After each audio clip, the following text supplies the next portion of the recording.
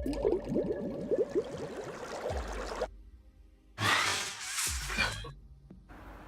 ับสวัสดีท่านผู้ชมนะครับวันนี้ผมจะมาพูดถึงการต่อสายสัญญาณแบบบาลานซ์นะครับโดยจะแนะนำเป็นหัวแจ็ค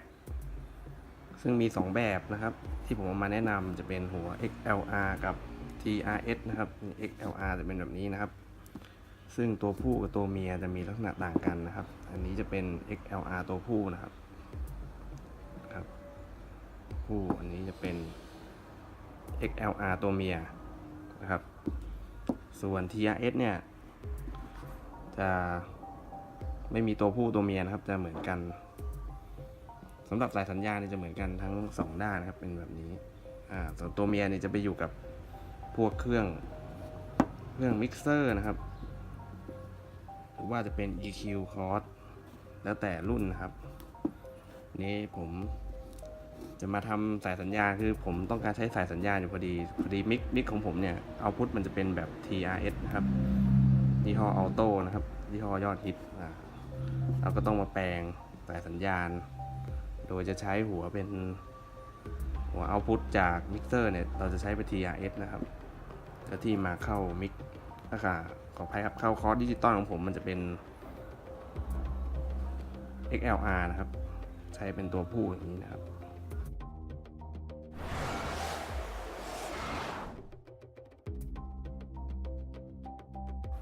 ที่ตัวคอร์สมันจะเป็นตัวเมียติดกับคอร์สอย่างนี้ก็สายสัญญาณแบบบาลานซ์นะครับมันจะใช้วิธีการนำสัญญาณแบบ3เส้นนะครับจะมีสัญญาณบวกสัญญาณลบก็สัญญาณกราวนะครับโดยการต่อสายเนี่ยเราก็จะใช้สายแบบเป็นสายบาลานซ์ซึ่งภายในสายเดี๋ยวผมจะให้ดูในคลิปต่อไปนะครับสายจะมี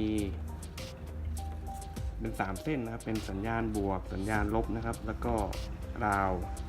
าวที่จะเป็นลักษณะชิลเป็นพันรอบแกนของสายสัญญาณบวกและลบเพื่อลดสัญญาณรบกวนนะครับคือสาย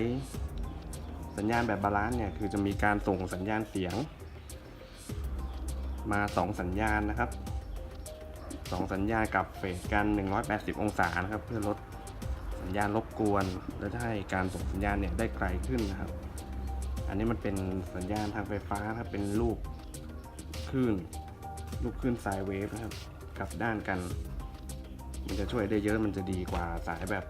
อันบาลานซ์สายอันบาลานซ์มันจะเป็นการส่ง2เส้นมีแค่สัญญาณเดียวที่วิ่งนะครับมันจะทำให้มีสัญญาณรบกวนมากกว่าแบบบาลานซ์ครับเดี๋ยวมาดูหัวภายในกันนะครับนี่จะเป็น XLR นะครับจะมี3ขั้วอยู่ด้านในนะครับ3ขั้ว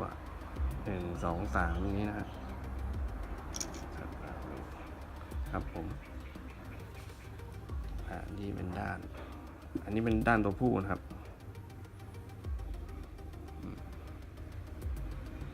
จะมีเลขกำกับอยู่นะครับ1 2 3นี้จะมองไม่ค่อยชัดเท่าไหร่อันนี้เป็นตัวเมีย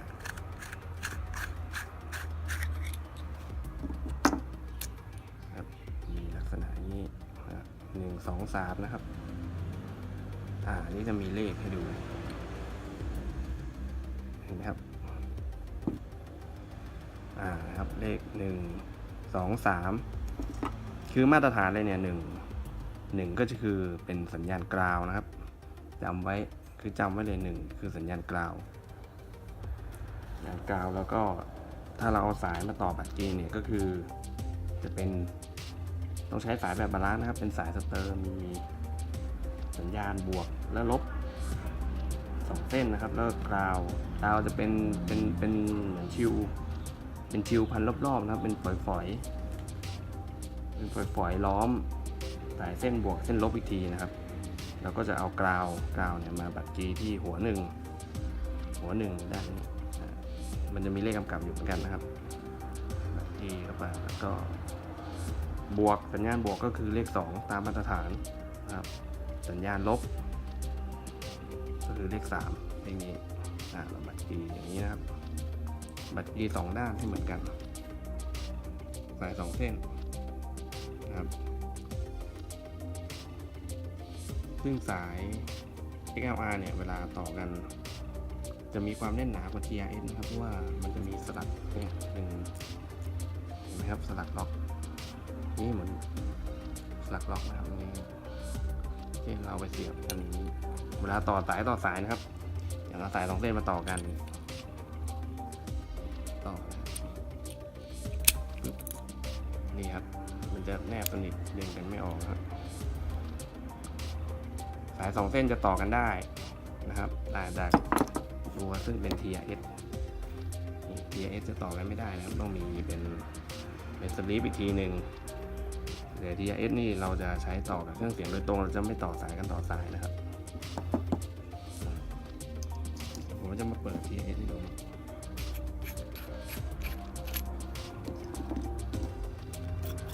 คือภายในของ TRS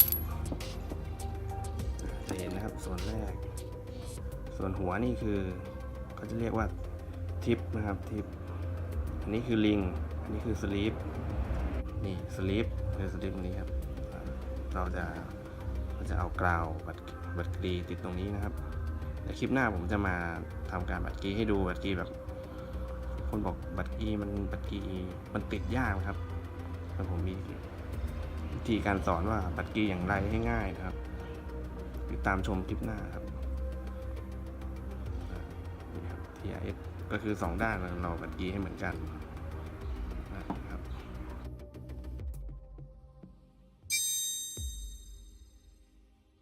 ครับเมื่อกี้ก็เป็น